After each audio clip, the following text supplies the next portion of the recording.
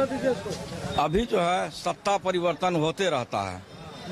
चलो भाई देखो अब मैं क्या करता हूं। लेकिन व्यवस्था परिवर्तन कभी नहीं हुआ है। सत्ता परिवर्तन कांग्रेस जाती है, बीजेपी आती है, बीजेपी जाती है, कांग्रेस आती है। इस मकर जाल में भारतीय लोग फंसा हुआ है। नंगा करके नहला। यहाँ हम लोग कोई हिंदू मुस्लिम कोई अनुसूचित जाति जनजाति पिछड़ा वर्ग नहीं है, सब मानव है और हम सब लोग भारतीय हैं। लेकिन यहाँ पे जो शासन चलाने वाला लोग है, अभी वर्तमान में जो विपक्ष है आवाज उठा रहा है वोट चोर वोट चोर। सही है वोट चोर, लेकिन ये नहीं आवाज उठा रहा है ईवीएम चोर। ईवीएम हटाओ और देश बचाओ। ये ज्यादा से ज्यादा ये मेरा क्या कर लेंगे भाई, मैंने बताइए क्या कर लेंगे। ये नहीं खुल करके कह रहा है कांग्रेस, क्यों नहीं कह रहा है?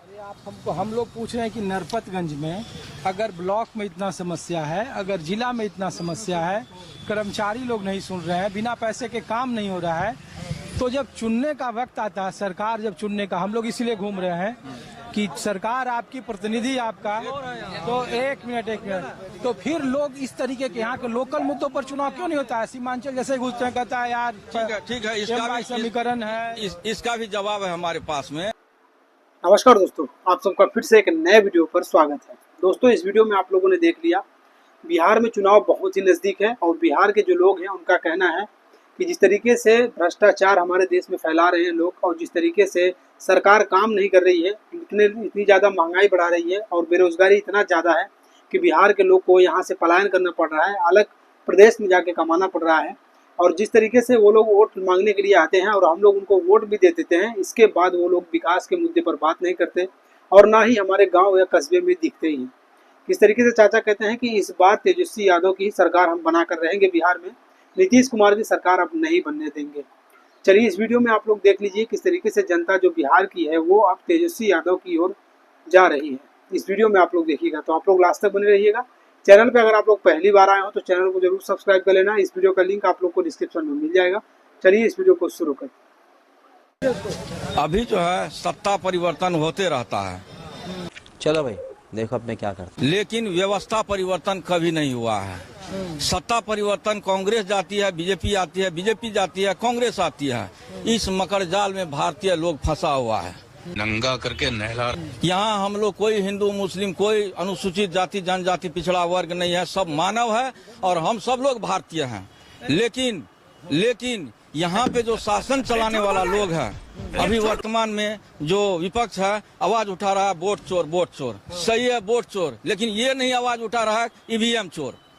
ईवीएम हटाओ और देश बचाओ। ये ज्यादा से ज्यादा ये मेरा क्या कर लेंगे भाई, मैंने बताइए क्या कर लेंगे। ये नहीं खुल करके कह रहा है कांग्रेस, क्यों नहीं कह रहा है? हम लोग पूछ रहे हैं कि नरपतगंज में अगर ब्लॉक में इतना समस्या है, अगर जिला में इतना समस्या है, कर्मचारी लोग नहीं सुन रहे हैं, बिना पैसे के काम नहीं हो रहा है, तो जब चुनने का वक्त आता है, सरकार जब चुनने का, हम लोग इसीलिए घूम रहे हैं कि सरकार आपकी, प्रतिनिधि आपका, तो एक मिनट तो फिर लोग इस तरीके के यहाँ के लोकल मुद्दों पर चुनाव क्यों नहीं होता है? सीमांचल जैसे घुसते हैं, कहता है यार ठीक है इसका भी समीकरण है, इसका भी जवाब है हमारे पास में।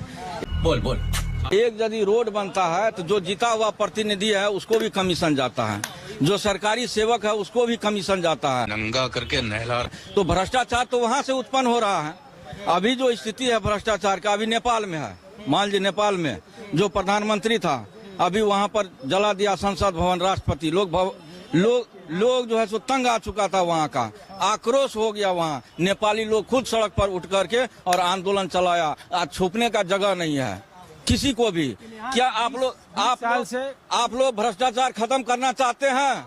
क्या नेपाल जैसा स्थिति निर्माण करना चाहते हैं? एक नहीं छोड़ा जाएगा और भारत में भी ऐसा निर्माण किया जाएगा अगर जो भ्रष्टाचारी जो नेता है अभी से संभल जाए। नेपाल का स्थिति देखते हैं। इस प्रकार की बचकाना बातें किसी के गले नहीं उतरती, लोग मजाक उड़ाते हैं। चुनाव में मुद्दा होगा भ्रष्टाचार, एकदम मुद्दा होगा भ्रष्टाचार का, एकदम मुद्दा होगा। और आने वाले समय में भारत में भी व्यवस्था परिवर्तन होगा और भारत का भी लोग अपने सीने में गोली खाने के लिए तैयार है। और इस आतंकवाद को जो भ्रष्टाचारी नेता है, इस साल से नीतीश कुमार है। फिर इन्होंने नारा दिया है 25 से 30 नीतीश। अच्छा, आप बूढ़ा हो गए, सत्ता नहीं छोड़ना चाहते हैं। अच्छा, परिवर्तन तो चाहिए हमको। अब आइए बताते हैं आपको। अब जब तेजस्वी ये कहा कि हम डोमिसाइल नीति लागू करेंगे बिहार में, इनको हो गया भय, तो 20 साल तक ही लागू नहीं किए हैं और ये 2 महीना पहले लागू किए हैं कि हम डोमिसाइल नीति लागू करते हैं। अच्छा, तेजस्वी कहा कि हम 1500 रुपया पेंशन देंगे पेंशनधारी को। इनके दिमाग में आया कि ये तो वोट उन्हीं के पास चला जाएगा। लोगों का अहंकार आज पूरा बिहार देख रहा है। तो ये 1100 डर से की है।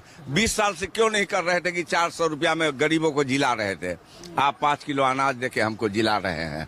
अनाज नहीं चाहिए। हिंदुस्तान का सारा पैसा चला गया गुजरात उद्योग लगाने में और बिहार का लोग वहाँ लेबर बन गया। एक बात बताइए, जब पलायन यहाँ बड़ा मुद्दा है, हाँ। जब आप कह रहे हैं कि नीतीश कुमार का 20 साल का शासन एक बिल्कुल ठहर गया है, तो फिर बार बार जब लोकसभा चुनाव हुआ तो देखिए सारे सीमांचल में सीटें हार गई एनडीए गठबंधन। अररिया जीत गई। नरपतगंज में लोग कहता है कि एम बाई समीकरण सबसे मजबूत है, जहाँ 68-70 हजार यादव बहुल आबादी। 24 में भी यहाँ लोकसभा जीते, 15 का भी यही स्थिति रहा। तो आखिर क्यों ऐसा होता है? ऐसा इसलिए होता है कि लोग जो है वोट डालने जब जाते हैं तो वो विचार करके नहीं डालते हैं कि हमको वोट किसको देना है।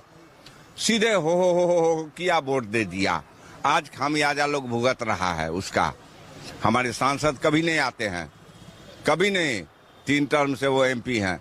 कोई लोग बतावे किसका किसका काम सांसद आके मदद किया है, कोई बता देते भीड़ में, लेकिन वोट लोग दे देते हैं। इस बार जो स्थिति है, इस बार यहाँ क्लीन स्वीप करेगा राष्ट्रीय जनता दल।